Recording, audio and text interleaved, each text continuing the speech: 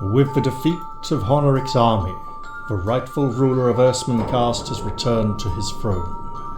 But even as the people of the city celebrate, evil stirs in the bowels of all. Denizens of the Rift have captured allies that the lord of the city holds dear, and he must set forth to venture their escape. This might seem like an impossible task, but he is no mere man. He is Avenger. I am Ninja. My parents are the heaven and the earth. My home is my body. My power is loyalty. My magic is training. My life and my death is breathing. My body is control. My eyes are the sun and the moon. My ears are sensitivity. My laws are self-protection. My strength is adaptability. My ambition is taking every opportunity with fullness. My friend is my mind. My enemy is carelessness. My protection is right action. My weapons are everything that exists. My strategy is one foot in front of the other. My trust is in quality. My way is the way of the tiger.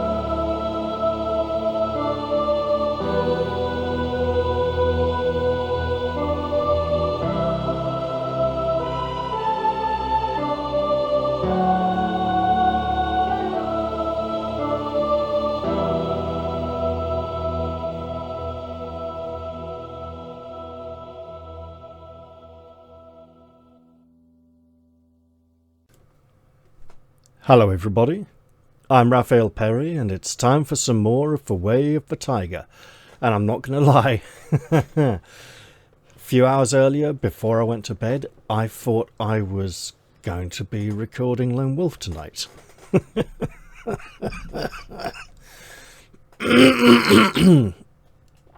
I'm battling this cold and I'm working my way through the tail end of it. It seems like my father's now coming down with it, which is not ideal. So I'm taking care of him as best I can. But at least he's asleep in bed now, so that's great. He wasn't a few hours earlier. Yeah. See the clock down in the bottom right-hand corner? Yeah, he came down around 3:30 in the morning for a couple of hours to try and get comfy, and now he's gone back to bed. So, we will be continuing. However, because of some differences between the old book and the new book, one of them very significant, and it's not the one that came up last time, we are probably going to be using the new edition at 1 or 2 points for the duration of this adventure. Possibly even 3 points, but we'll see. Although I might actually get a bit selective because section 334 is a lot easier in the old version than it is in the new version, where it's just really nasty.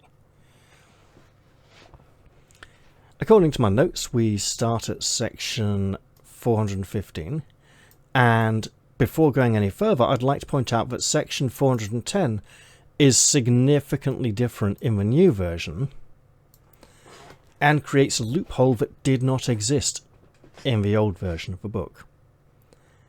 And we're going to have a talk about the Spider Priestess of Nulak at the end of the session, if not before. So, the nearest stairway is crumbling and unused, and the steps are half eroded in places, but you make your way steadily down into the gloom. After half an hour's climb, in which time you have seen no living creature, you come to a gallery of caves served by many tunnels and paths cut into the side of the canyon wall. You have reached the first tier and are already in the twilight world. You touch the torch of lumen and it casts a gentle glow about you. You will need its light to go on from here.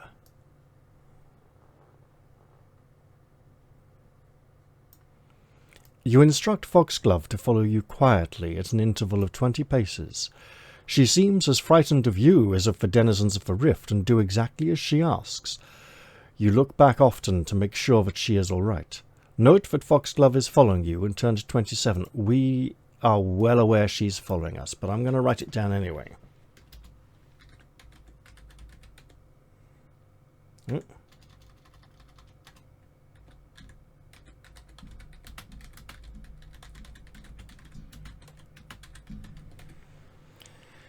And I'm making that note specific because we will later be asked if we instructed her to follow us at a distance of 20 paces. So 20 paces, that's like a foot and a half.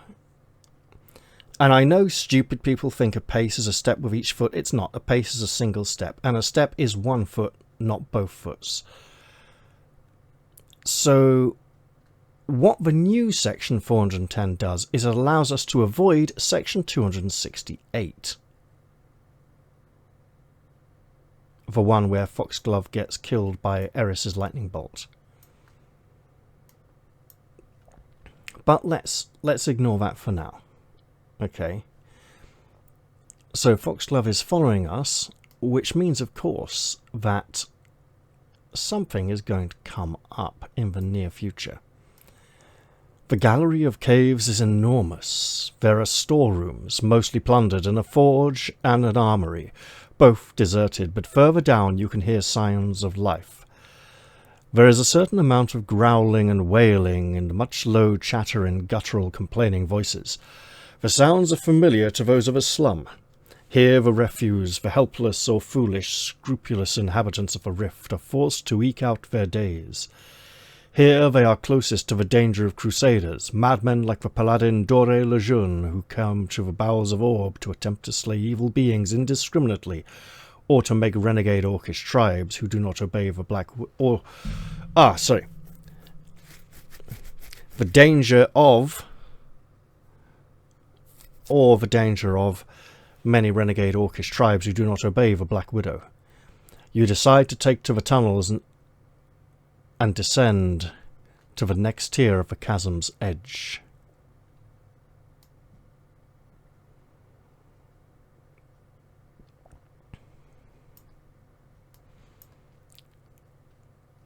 If you've been spotted on the road that leads down into the rift, that could have been at the end of the last section, and that's probably one of the points, because the new book is 4 sections shorter, and they've managed to squeeze in a couple of extra fights. So definitely there's been some trimming of sections like this one, which is probably reached by, do you have Foxglove with you or do you not? Sort of routes. Sort of convergence points that could be trimmed and just tacked onto the end of previous sections. We have not been spotted on the road that leads down into the rift. We would have needed to have done something specific that does that. So this isn't the plains that lead to the edge of the rift, or any road that leads to the edge of the rift. It's specifically the road we did not take down on the inside of the chasm, where we could have been spotted and the alarm could have been raised. So we are totally fine. And that could have happened with or without Foxglove, and in fact she would have given us a warning just in case we hadn't worked it out for ourselves. You duck into the tunnel before anyone notices you and creep onwards, taking care always to descend towards the second tier. Keir Starmer is nowhere near this second tier. He can fuck off. Him and all his evil mates. He's a fucking glove puppet anyway. Every time his teeth move you can see Tony Blair's fingers for his mouth. You know. Many tunnels converge on a cavern where you make out a fresco that chills your blood.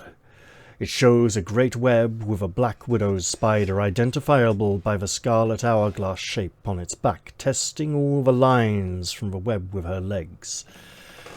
At each extremity is a smaller version of her, crawling over some poor unfortunate, orc, dark elf, or human. Even an old one is shown trying in vain to free itself from a silken web. Another fresco shows a paladin in full armour but without helm. He is being assailed by the small spiders which seem to be creeping into his ears, nose, and, as he screams, his mouth. This is a warning about the daughters of Nolak, these small spiders. And we'll be getting onto that later on because it will be important.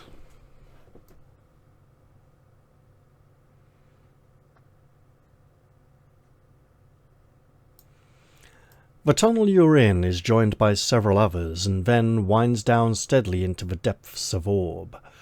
Soon you are down to the more populous second tier.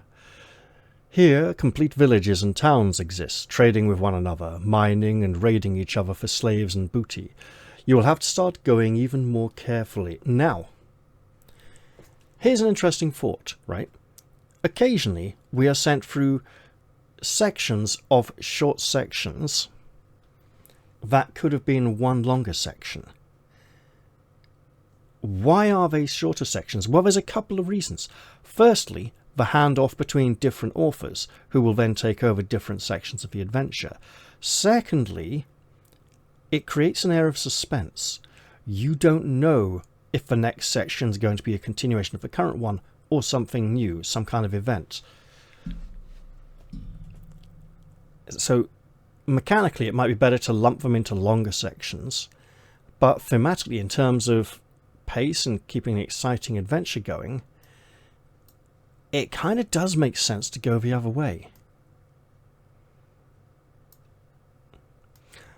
Countless tunnels diverge in all directions at this level. Finding your way, if you keep to the smaller tunnels, will be difficult. If you take the broader tunnels, you run a greater risk of being spotted. Will you try to find a disguise so that you can bluff your way down to the lower tiers, or rely on stealth? Last time, we relied on stealth. This time, we're going to try for a disguise, because that is the only way we can get the bullthrush-headed pin. And if we get it, we don't need it.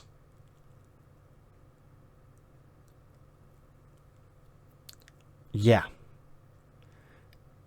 It might be impossible to have it when you need it in this book. That I do not want to check. I'll check that off camera after I finish the book, but I will explain later on, as I said, at the end of the episode or earlier, apparently a bit earlier. Anyway, disguise it is. If you have ordered Foxglove to follow you at a distance of 20 paces, you have been paying attention to what I said earlier. So here we are. Foxglove has followed patiently and quietly every step of the way. In the dim light of the torch of Lumen, it is hard to read her expression, but she shows no signs of leaving you or giving you away, nor has she asked for any more proofs of your devotion. No, she only needed the one. Finding a disguise for yourself alone will not be very useful if you cannot disguise Foxglove as well.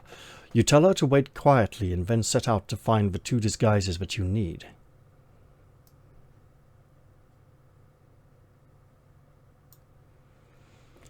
For an hour you scour the tunnels and caverns of the second tier. They are as lively as the streets of a market town, but the darkness discourages conversation. The people of the second tier, low in the hierarchy of power, are too busy conserving enough energy to keep alive to indulge in frivolity. Several times you are almost spotted, but at length you come to a cavern with a stone facade built across its front, like a house. You can clearly hear the sinisterly musical voices of two dark elves inside. They must have clothes that you could both use as a disguise. Nearby is a small hole in the rock through which a shifty-looking monkey-like ball of fur squeezes, fumbling its nose at the most fumbling its nose at the little cavern house as it goes. The fur is the coat of a wolf, and the shambler is an intelligent man-like being with short arms and bandy legs. It is shaped like an orc, but it is fairer of face. We could steal into the cavern house or follow the shambler through the hole. Well, there's 2 elves, 2 sets of clothes guaranteed pretty much in the cavern house. The shambler is only 1 shambler.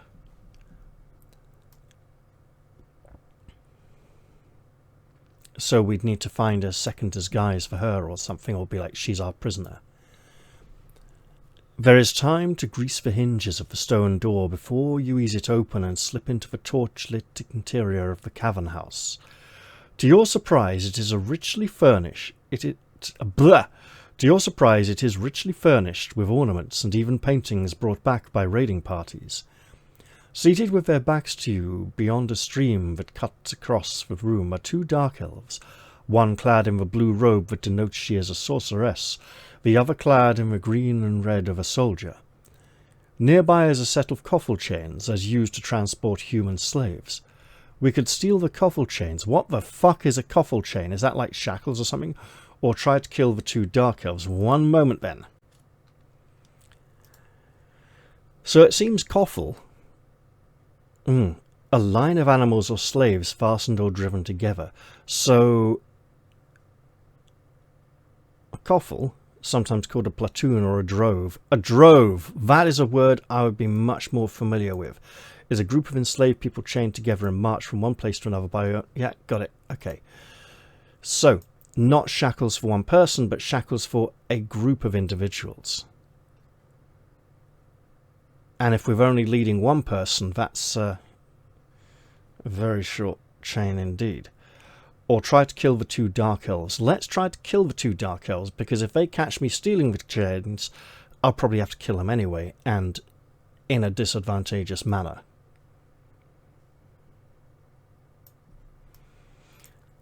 We do not have the skill of poison needles. You realise it will be impossible to surprise one without alerting the other. You will have to rely on your mastery of the martial arts, but who will you attack first? As you leap through the air, they turn towards you in shocked surprise. We could attack the soldier or the sorceress. Well, here's the thing. When we fought the Chaos Bringers in Book 2, it was highly advantageous to take out the squishy magic user first, because he was very dangerous. If we take out the soldier, the sorceress can cast a spell on us or fight us. If we take out the sorceress, the soldier can only fight us. Think first edition terms where fighter is just someone without class abilities. Just like a... Yeah. I know. From 3rd edition onwards, thief became the most basic class because everyone suddenly had skills and thief just had more skills and points and was better at skills. But skills was something everyone could do, so it was easier to learn than how to play a fighter, and fighter got special tricks. But back in 2nd and 1st edition, the fighter didn't have any special abilities beyond being able to use all the equipment. Well, all weapons and armor, but they couldn't use a lot of the magic items like, wands, scrolls. They could just about use potions, I think, So anyway, attack the sorceress. Definitely take her out of the picture. Quick, take out the squishy caster, because firstly, more vulnerable, easier to take out. Secondly, far more deadly. The sorceress falls under a hail of blows before she can marshal her thoughts and cast a spell. Just as you finish her, there is a burning in your side. The soldier has picked up his sword and smitten you with it, surely smote. Lose 5 endurance. Okay. We are wounded. You turn and parry his next attack before throwing him to the ground and disarming him. You administer the coup de grace with his own blade. Their clothing is not badly torn, so you take their robes, belts and sandals, plus 2 hoods that you find in a box.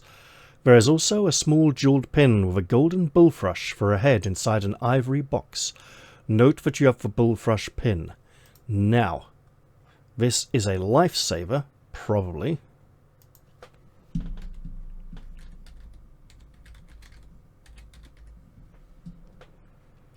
But, as I said, now that we have it, We probably won't need it until the next book.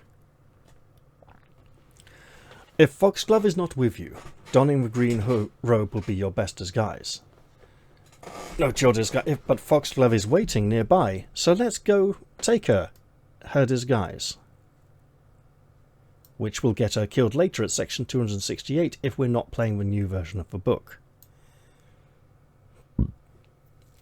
More importantly, it will doom her to death a little earlier than that. But there is a workaround in the new version.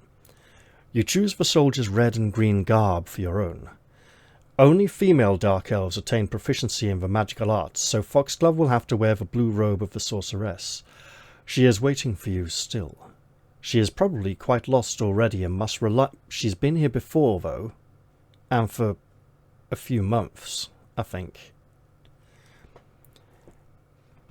But not necessarily in this portion of the tunnels.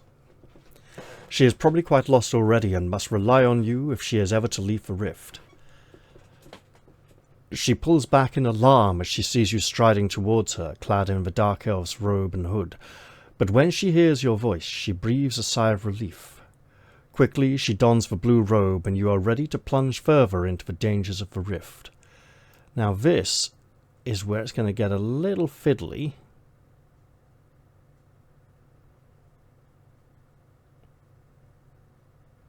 And I might take a wrong turn, in which case we're kind of shafted. There is a choice of tunnels ahead of you. A small tunnel branches away deep into the rock, away from the direction of the cavern, and a wider tunnel with rusty nails at one side of it leads gently downwards and ahead. Now, 409, I have a feeling...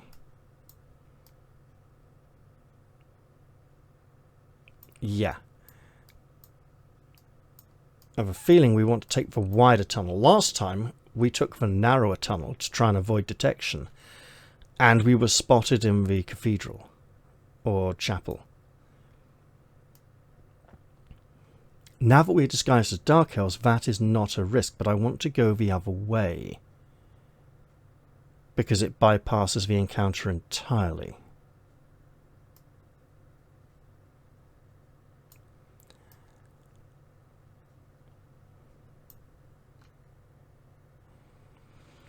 The tunnel curves gently, or perhaps half a kilometre before you see... perhaps. The tunnel curves gently for perhaps half a kilometre before you see any sign of another soul. A torch of lumen looks like an ordinary brazier now. It is inside an illusion placed upon it by your father's most powerful sorcerer. Its light shows a small, ill-favoured orc walking towards you with a head bowed low by the weight of a bundle of faggots. He sinks to the side of the cavern to let you pass and then goes on his way. And for dear American viewers, faggot is a very old word that means a small bent stick, like crooked small sticks that you would use to kindle a fire, to get a fire going. It has gained other... I don't even need to explain this, You think of it as something different. It has at least, the word fag has 3 different meanings in this country, not just one. Deal with it. I mean, come on. What do you do when you sing the, that church song that, the chorus of the faggots let us gather. Now St. John turns back the sun. Flaming wheel now downwards turneth. Misery to ashes burneth. Purple larkspur, blue monk's hood. O St. John, give corn for food. O St. John, give corn for food. It's one of the harvest songs. So, fuck you. The faggots let us gather.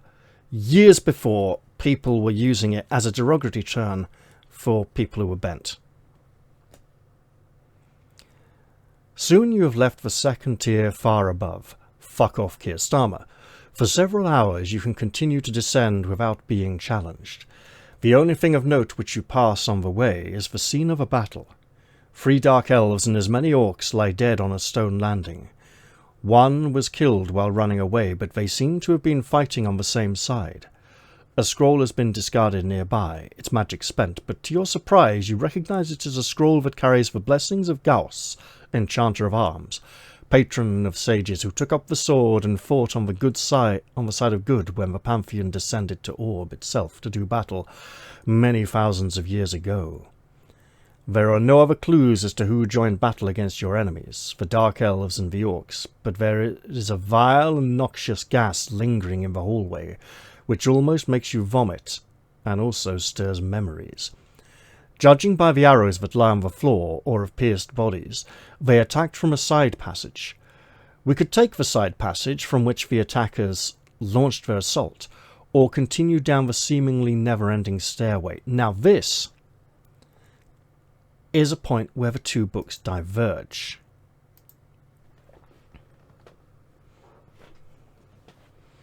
In this version of the book, if we enter the passage that the attackers emerged from, we go down to the next tier and meet the adventuring party.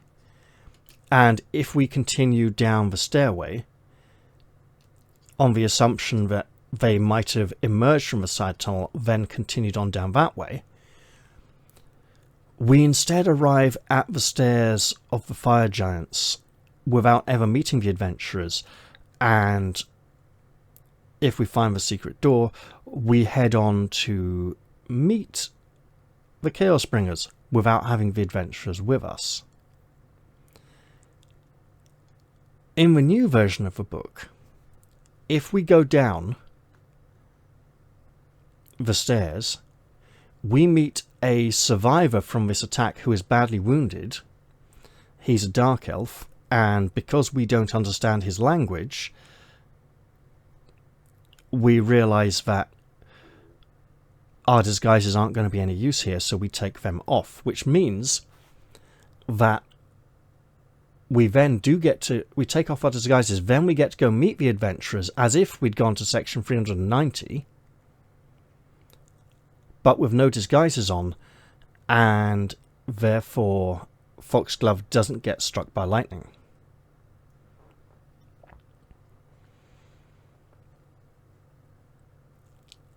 Whereas in this book, the only way to get that result would be to not wear any disguises at all, throw a ninja star at the orc in the previous section, and take him out. Then take the side passage here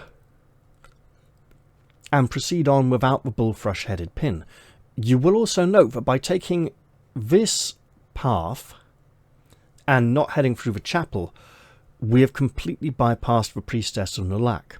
Now, we could have had our disguises on and gone down to meet her, but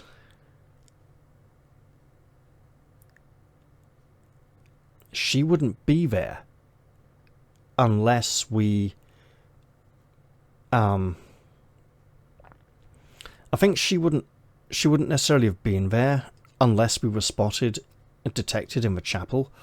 So having the bullthrush-headed pin means we have the Dark Elf disguises, which means the Spider Priestess might not send us to have a spider drop on our head, which we can only remove with a bullthrush-headed pin, and if in that case, if we need to not have the pin for her to send us to the place where we need the pin, that could be a logic flow. And that is the issue that I was hoping to leave until the end of the episode, but it now seems like I might finish the whole book in this session, so we'll see how we go. It is a short adventure, probably because the amount of duplicate is Foxglove here, isn't Foxglove not here sections, and other conditions that are being tracked. And I don't mean tracked by items such as do you have the bullthrush-headed pin. I mean conditions that are being tracked, like were you spotted on the path coming down and stuff like that, right? So for now we will take the seemingly never-ending stair, I believe, and I will be reading to very different versions of this section.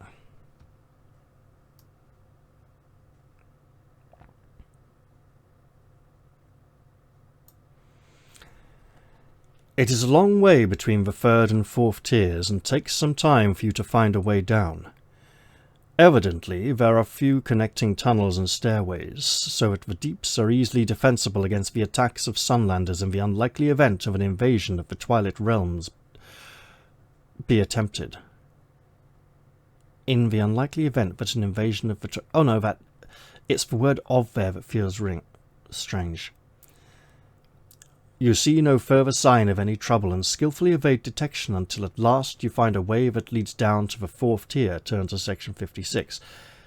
Whereas in the new book, we get to stay on this tier for a while before turning to section 56. The path you tread now is the most desolate yet. After an indeterminate amount of time, you realize you must be bypassing the entire third tier. At last you come into more open spaces and seek a way down towards the fourth tier. Food is scarce and you have run out of supplies. Your knowledge of plant lore will do you no good if nothing edible grows. Soon you must find new sustenance. If you are dressed in dark elf clothing, turn to section 383. If dressed any other way, 293. I bet you 383 here does not match. If it does... that would be interesting. Yeah, very different.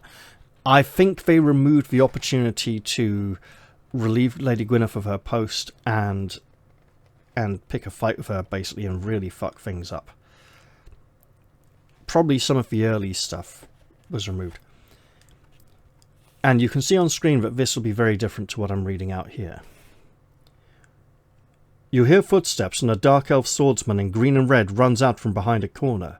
You drop into a combat stance. He is shouting something in the lilting language of his kind, but he cuts himself off and pulls up short before you. He holds his spare hand to his wounded side and looks haggard and desperate.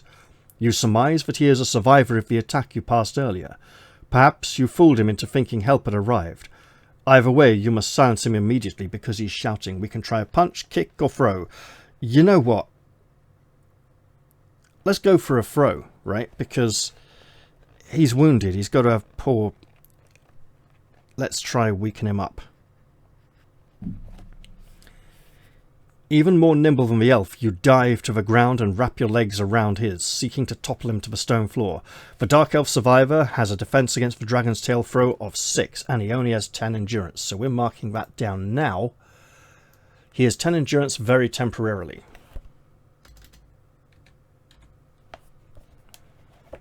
So we're going to roll 2 dice, and I don't think we have a throw modifier, although it would be nice if we did, because we do have a throw modifier. We haven't been able to use throws for quite some time.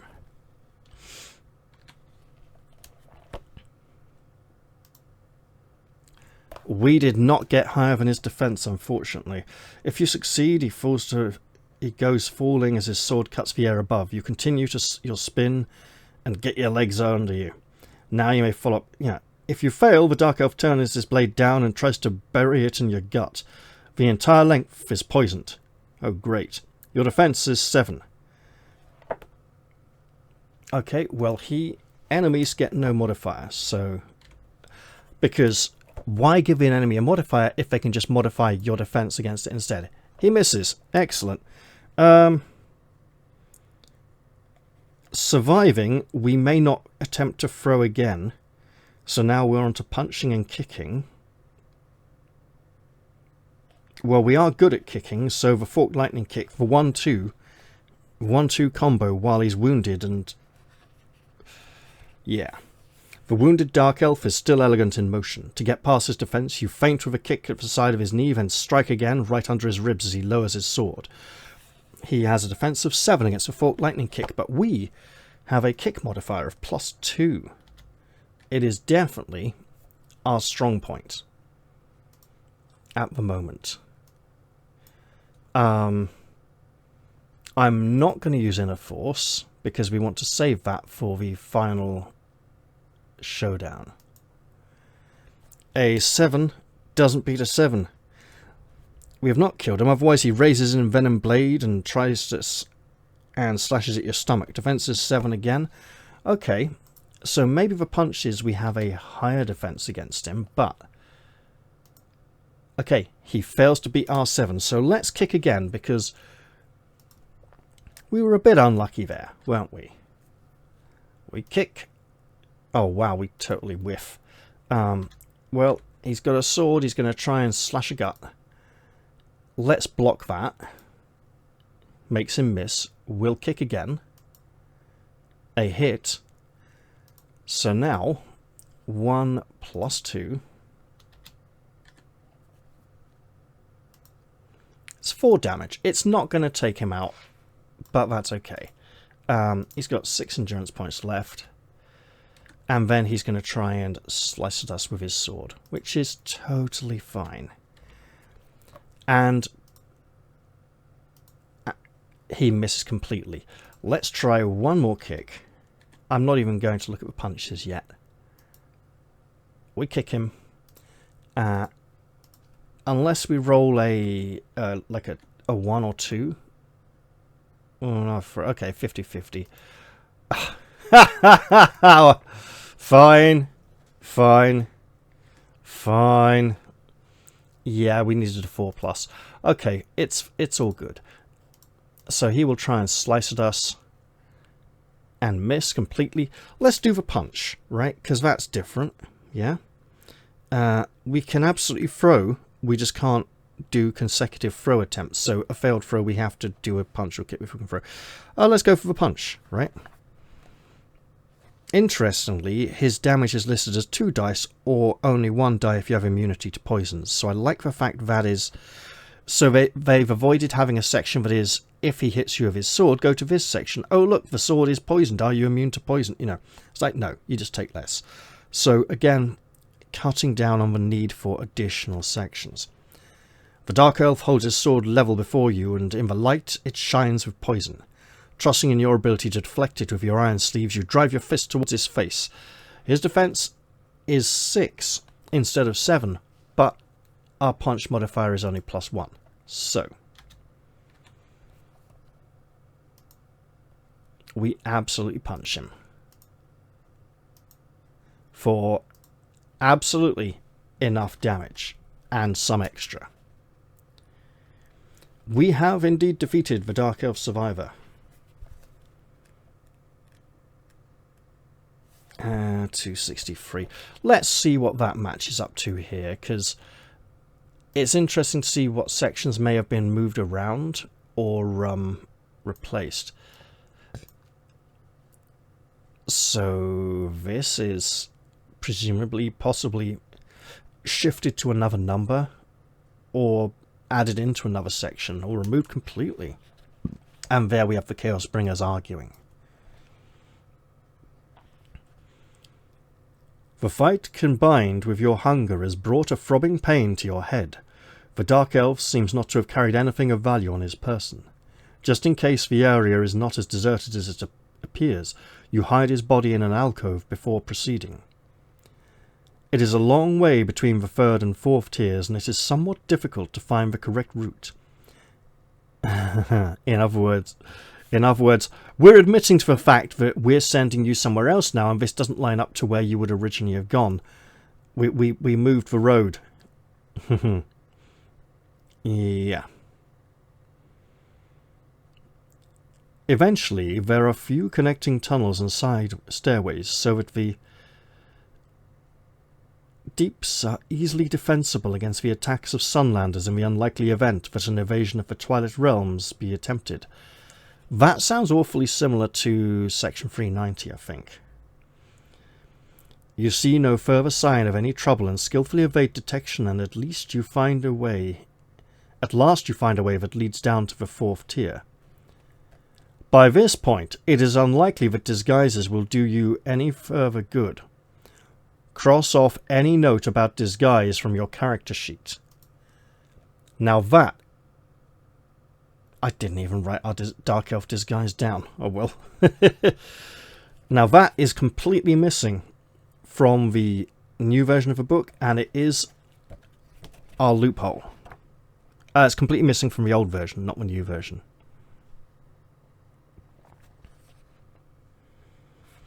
Section 56. Is Foxglove with you? Yes or no?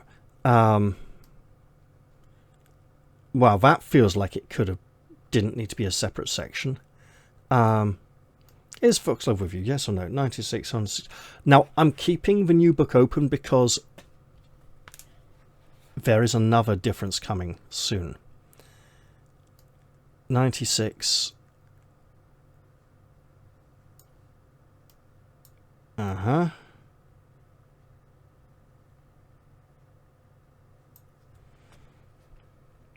Oh, have we been shafted into...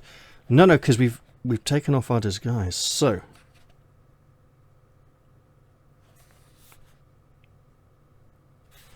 Hang on. 176. So removing disguise. Did I do this wrong? Quite possibly.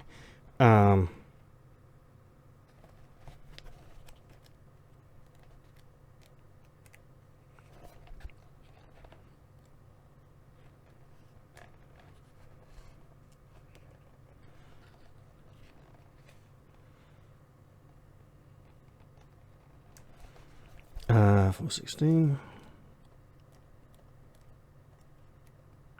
Just speed checking that I got where I wanted to. Oh wow, no. Huh. Okay.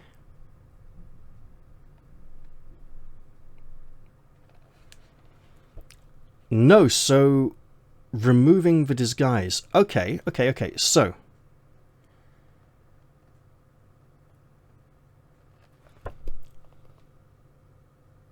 interesting. If we get the bullthrush-headed pin, then we either don't meet the adventurers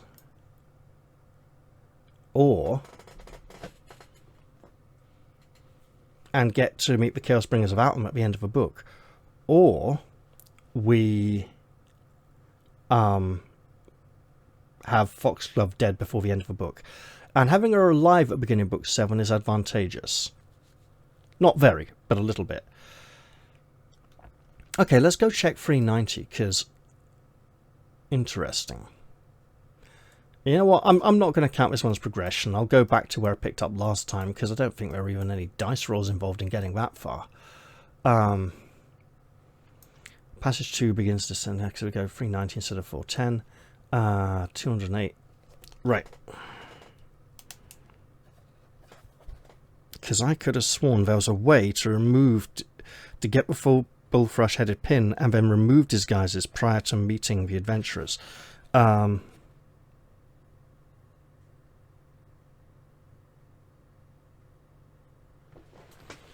Okay.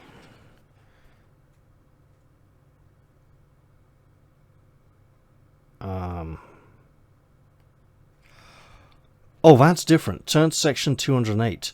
Section 208 here is getting Churchev's belt pouch. This is fighting the Chaos Bringers. So, 390 here. We have another divergence, folks. Passage 2 begins to descend and then becomes real or imagined. Yeah, so it's the same section but at a different place. Turn to 401 instead of 208.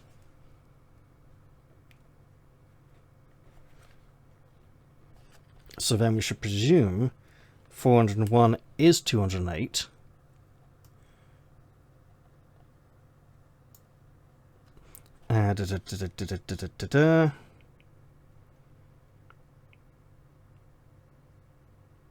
Is Foxglove with you 228 or 248? Yes, so that's the same numbers there, so 228.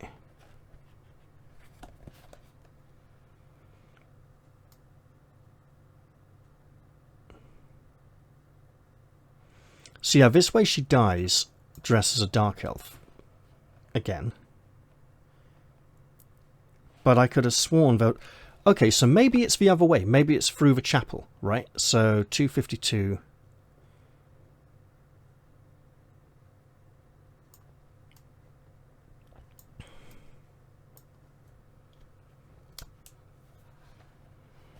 Stay where you are at 292. I think the 292 was removed there, and they're just like, yeah, they can see you, and they just like tack this on the end of that section in the new book. Free to leave, 372. Now,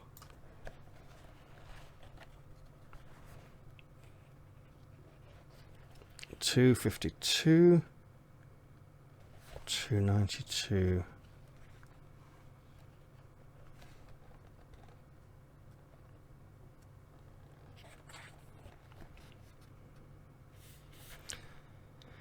Uh, 292, 372. So,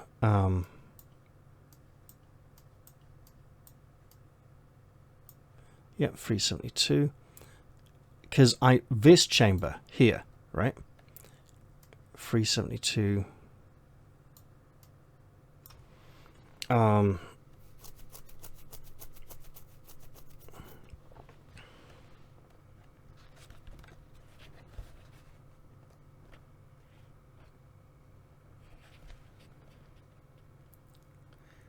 This is different, right?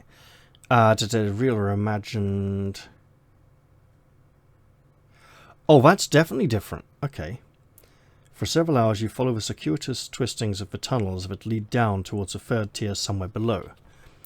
Your nerves are strained. Your nerves are strained taut like hot wires lancing into your brain. The constant sense of peril is not lessened by the hours spent with no danger in sight. Rather, dread only increases as it becomes easy to imagine your walk. You walk a path designed to carry you to your doom. You have been listening to a... Yeah, that's different. See, this section says you have been listening for the sound... Yeah, right, hang on. If the walls themselves were shifting on you, you could never tell.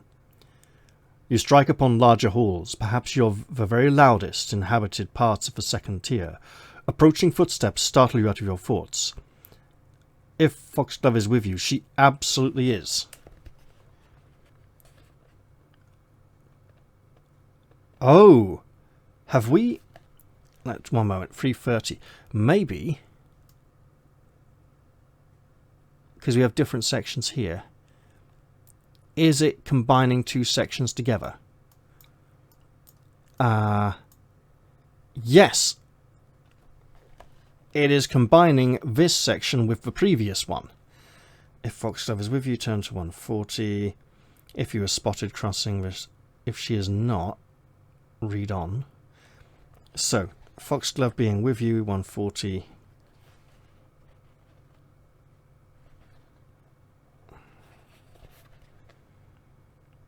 Just says she's moving quietly, and then asks if you were spotted crossing a sacred vault, 240, otherwise 370.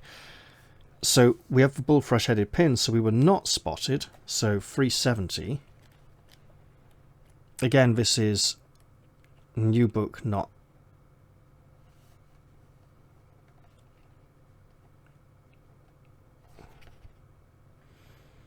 There are no sounds of pursuit as you continue searching the paths that lead even ever deeper into the ground, but the sensation of being watched grows until your hair prickles with apprehension. So maybe the remove disguise meant you've missed your chance for the adventurers to think she's a dark elf, so it's not gonna... It doesn't matter anymore, that's why it's just being removed. But in that case, the whole fight there seems pretty pointless too, so then we go to section 52.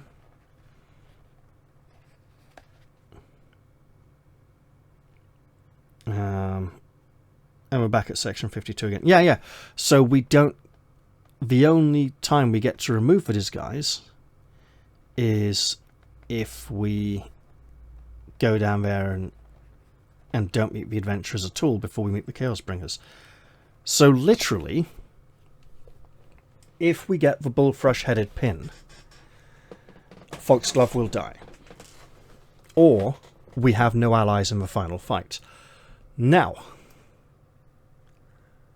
we don't need the bullthrush-headed pin, right?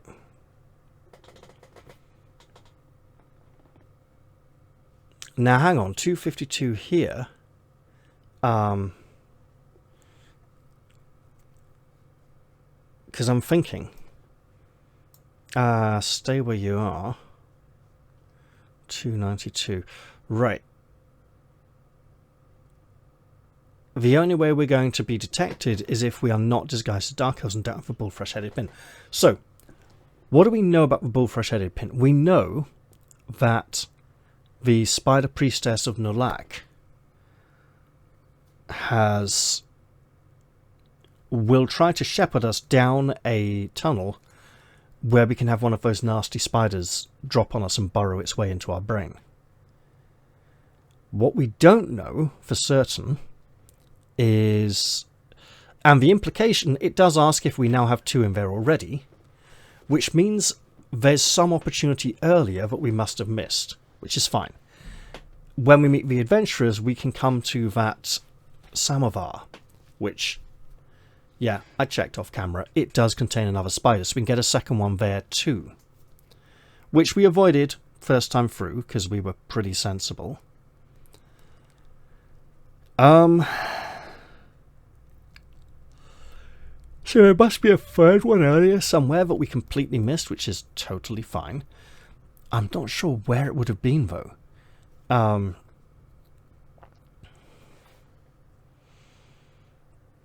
What I do know, though, is, okay. So yeah, is it actually impossible to have the bullthrush-headed pin when you are asked if you have it?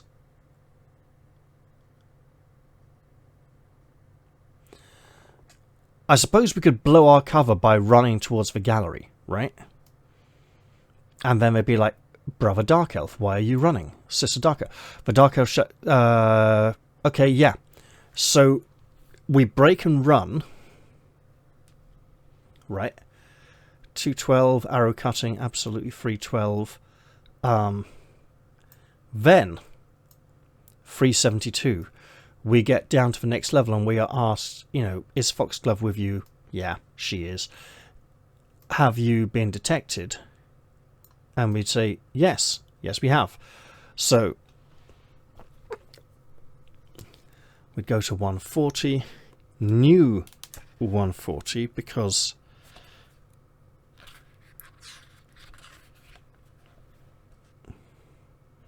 detected 240 and 370. So yeah, detected 240 instead of 350 because she's with us.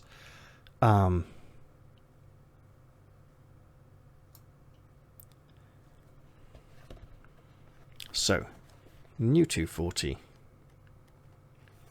I'm exploring now. Okay, I'm just, you know. So at this point, Shadowheart faints. She swoons in. Fucking Shadowheart. Must have been thinking of Baldur's Gate 3 earlier. Right.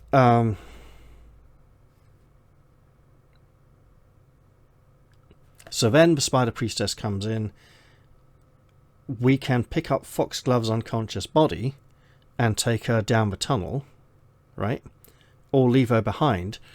Bizarrely, if we leave her behind, the Priestess lowers the wall of flame to let her follow through and raises it again afterwards. So, you know, definitely being funneled. So, take her body. Trying to kill the Priestess is probably the best move here, right? But that's something we can look at later. So if we take Foxglove with us, okay, then obviously the Spider Priestess laughs as usual.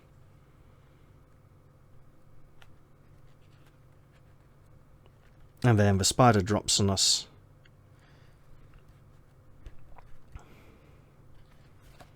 It doesn't try to go into Foxglove. We drop Foxglove on the floor, use a bullthrush-headed pin, and jab it in our ear and pull the thing out. I'm checking. Right, 302.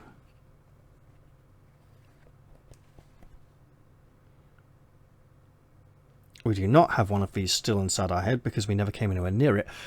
So I'm checking differences here, right? I'm exploring. Because I've basically explored most of the book at this point anyway. In 5 days you languish and relate. That is a completely different section.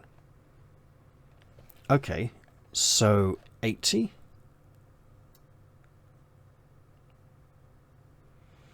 That's the thing with the Orc Chariot Master that we haven't really encountered yet and probably shouldn't. Turn to section 8. So sections have been moved, again, as everything gets shuffled around. Possibly so they're not right next to each other. Section 52. Oh! Okay, no, so it does go to section 52.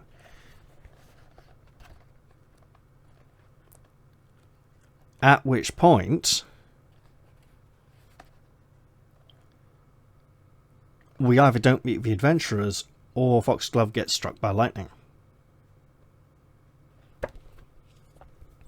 So, the only way to keep Foxglove alive and get the bullfrush-headed pin is to miss the adventurers completely. Unless they catch up with us. Oh, they could catch up with us just before we meet Chaos Bringers, but that seems unlikely. Anyway, yeah. Interesting.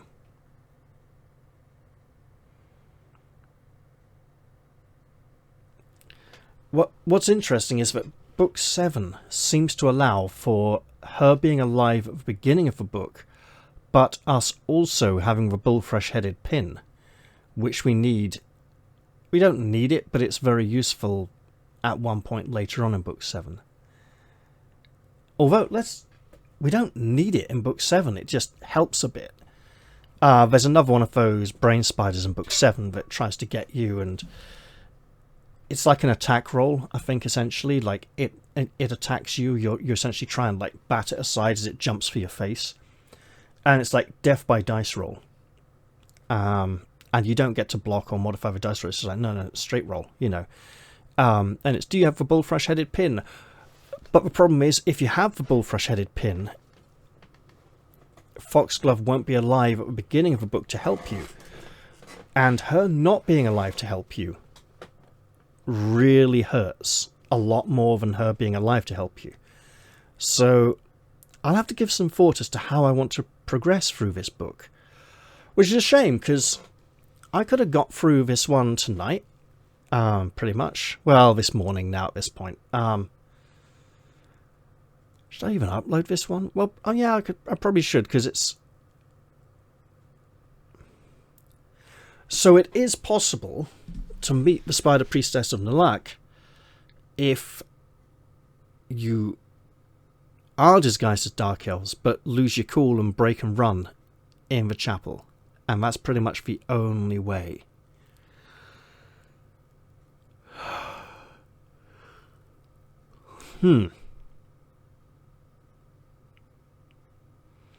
So now I basically need to decide how much I value the bullfrush-headed pin or the aid that Foxglove gives at the beginning of the next book.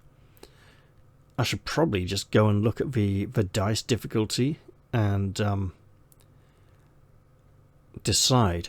Or blatantly just at that point in the adventure go, oh, and it's jumping to try and get me, it's going to be a cliffhanger. I'm just going to end the episode with a massive cliffhanger and then keep re-rolling until I succeed at the start of the next episode, which would be a scummy way of doing it. So, don't like the idea of that either. So I'll give it some thought. Anyway, you know what? This is the kind of faffing around that old school cheaters used to indulge in when finding their way through a book. Right.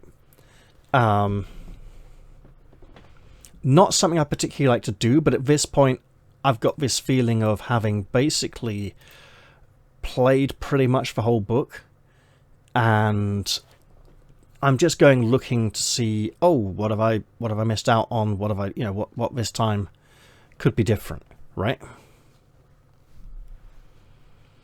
Because basically I practically finished it. Okay, you know what? I'm going to end the episode here. I'll give it a bit of thought and come back in the next one. Hopefully, you guys will still use the comment section. Let me know what you think of this one. This wasn't your typical kind of gameplay episode, but then this isn't your typical kind of game book. You know what? It reminds me of, there was a series of game books. I had like book 2 of it. It was a sci-fi series in which you did play as a man with a sword. It was kind of like the American style choose your own adventure game books, in that there was, I think it actually did have, very, very light on mechanics, but I think it did actually have a combat system.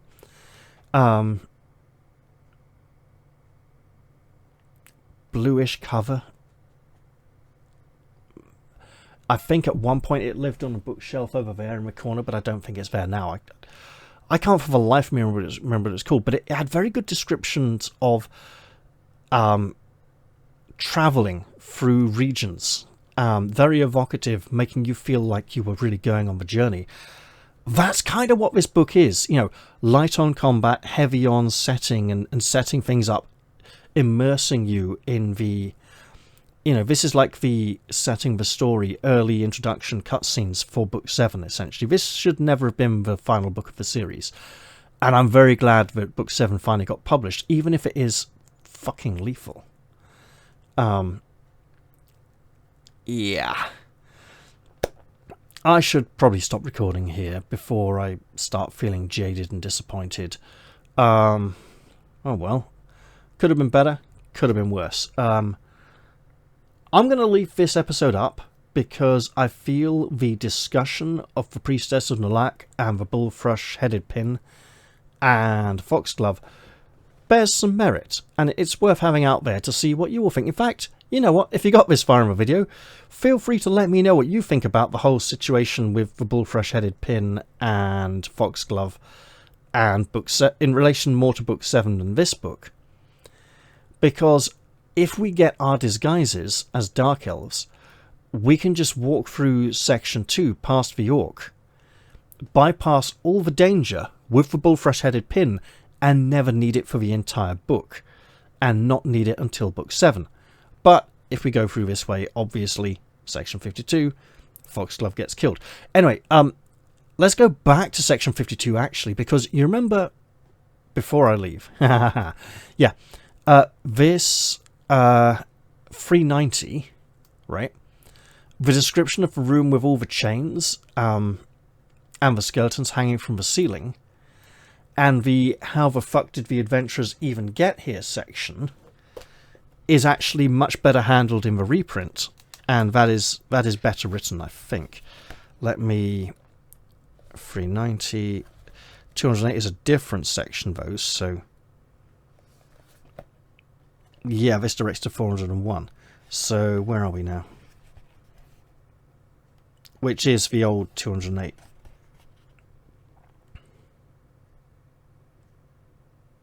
So...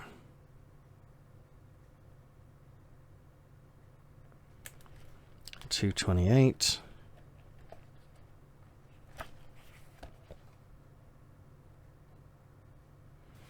Both disguised as dark elves, disguised as a shambling foxglove as your slave, relying on stealth alone, when you don't have a bullthrush-headed pin and could be significantly shafted in book 7. Let's presume it's the same number, in case it is. 308. Okay, so...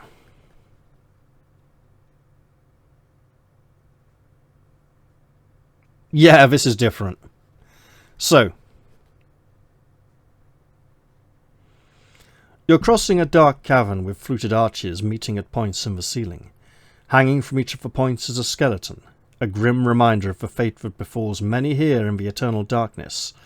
A whispered warning carries to your sensitive ears.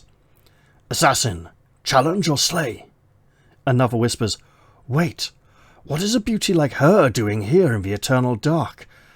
There are at least 2 in the cavern who understand the common tongue. You know that they are about 12 meters ahead of you, and we can attack or speak to them. So here, we met them before, we know them, so we go to 18.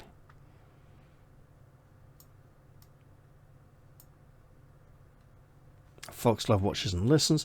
So let's go speak to them at section 338, which is probably tied into the 198 old.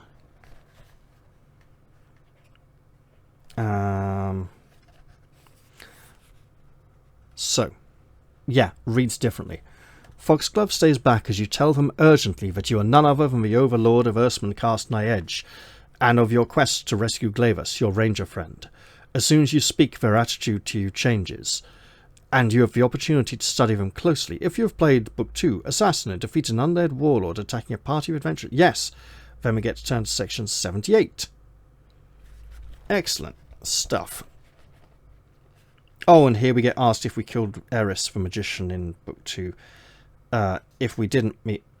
So, if we don't defeat the undead warlord, then we can somehow kill Eris. That's interesting. In Book 2. So, 78.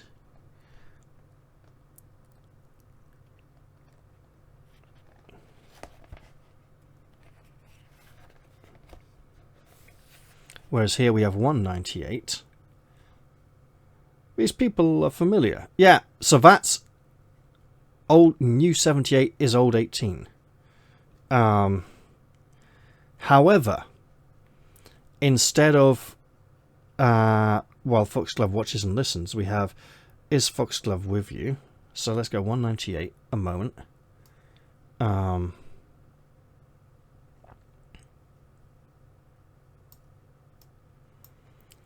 Four adventures. Okay, this is the second paragraph of new section 78. So this is part of the condensing and trimming of sections that I noted upon earlier. And then turn to and then in new 78 we're asked, is Foxglove with you? So 386. One moment.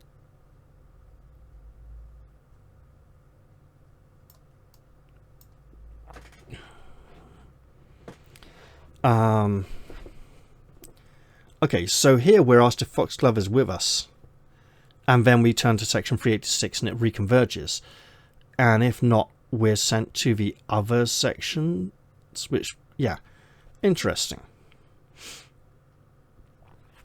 Right, so there's definitely something going on there. Okay, well, with that in mind, I'm gonna end this episode here and give some thought as to the actual path I'd like to progress through this book.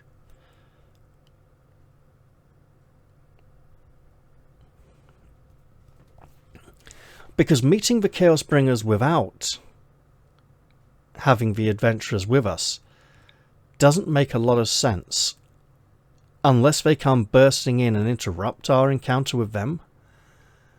Because, you know, if they catch up with us, essentially. Because Book 7 begins with the adventurers being in the web with us and the Chaos Bringers, which means that regardless of whether we meet the adventurers before we meet the Chaos Bringers, they must be forced into the same encounter so that they can be there for the beginning of Book 7. 283. And it might be better to avoid meeting them that way, because then she wouldn't be able to enchant any of them. 303. I'm just quickly speeding through this to see if there's a way they are reunited.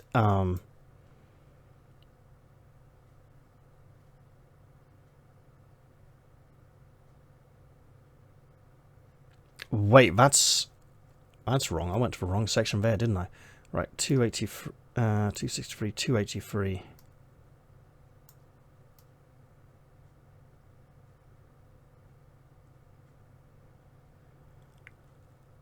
That's the wrong section. Wow, that's a... Oh, no, it's down here. Right, okay. Foxglove 304.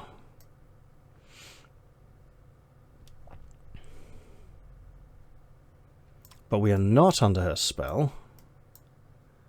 So, 74.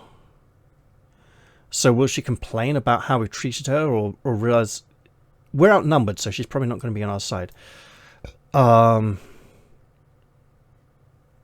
Yeah. So we go straight into a fight without the heroes with us. Interesting.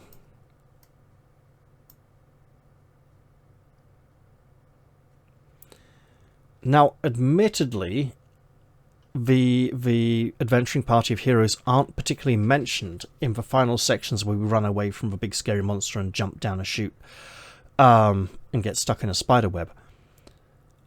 But they are all mentioned as being there at the beginning of Book 7. It doesn't make a lot of... I mean, they could have just got trapped there anyway. But it doesn't make sense. Right? Interesting. So wait, 52... is it 390 or 410? I think it's 410. And we get to go to 56, right?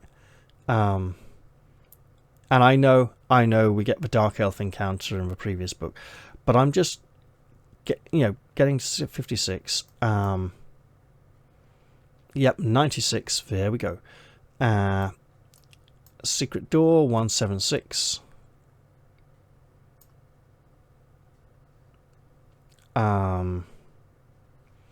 296. So here, let's just look at this.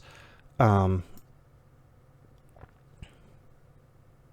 not spotted, so we go 416. So maybe if we were spotted, the adventurers could catch up with us because of the noise and hullabaloo. Don't go down the Way of Thrones, the narrow way, which is the trap, but the Way of Thrones is an even more deadly trap. Cassandra wasn't lying about that. Narrow way continues a straight line for 224. Right. So we meet the Chaos Bringers, and we don't have the heroes with us. 264. We just came from there. Okay, so I think then we just don't get... Wait.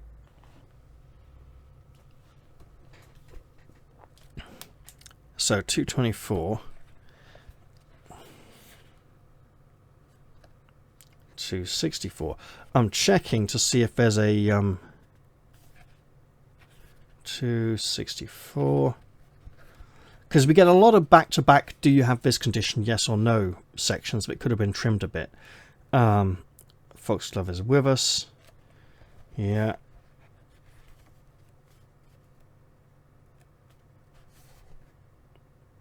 .74. So it seems there's two versions of the fight with the Chaos Bringers, one with and one without our adventurer allies. Because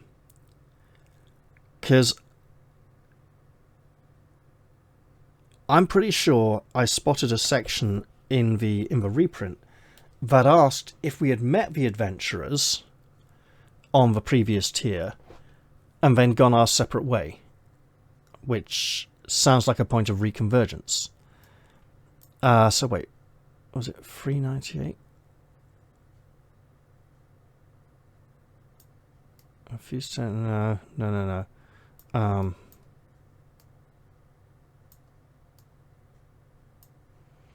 So this is if you don't know them, right? Incidentally, by the way, there is a section in Book 7 that ties in to Talisman of Death. More than one section, in fact, technically, where you get to meet members of the adventuring party from Talisman of Death who were down in the rift to begin with, at the very beginning, and teleported the hero of that adventure out to the surface with the talisman. and you see how the Dark Elves have been torturing them and treating them badly. Okay, was it 318? No. It looks like we can obviously get into a fight with the adventurers here. That's not a good thing either. So, yeah.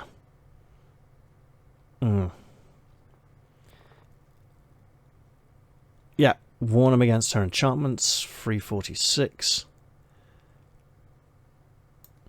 The thing is, she can enchant 2 of them.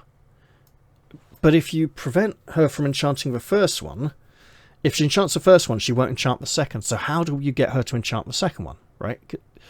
So you warn them, continue with them, or go our own way. So 326.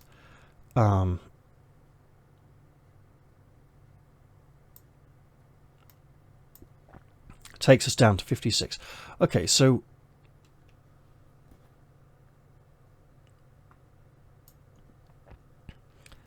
56. Does it have to be without Foxglove? Interesting. So 56, 116.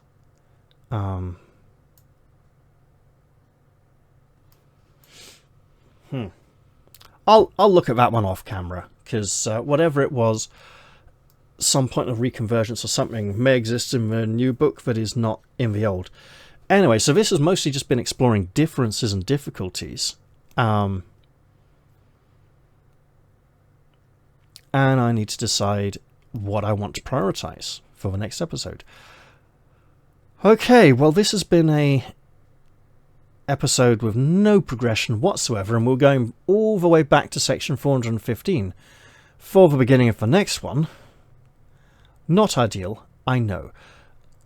I don't know how, like a couple of weeks ago, I, in a really sleepy way, managed to remove the disguise, then meet up with the adventurers and not get her lightning bolted, but have the bullfrush-headed pin in the new book. It's definitely not possible in the old book, and currently it seems like it's not possible in the new book. So I don't know how I did it before, but it was like the middle of the night and I was sleep deprived and too mentally worked up to go to sleep, so I got the book out and looked through it. So I'm weird, I know. Yeah. Okay. Well, anyway, you're all welcome to leave comments on this one, and I'm sure I'll endeavour to respond to all of them. I usually do. I mean, at this point, we're less playing this book and more exploring it before moving on to the next one. And that's okay, because people did say they were interested in my thoughts on book 6, and it does seem short,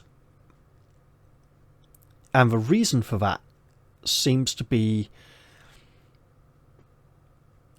alternate versions of the same encounters, right? Or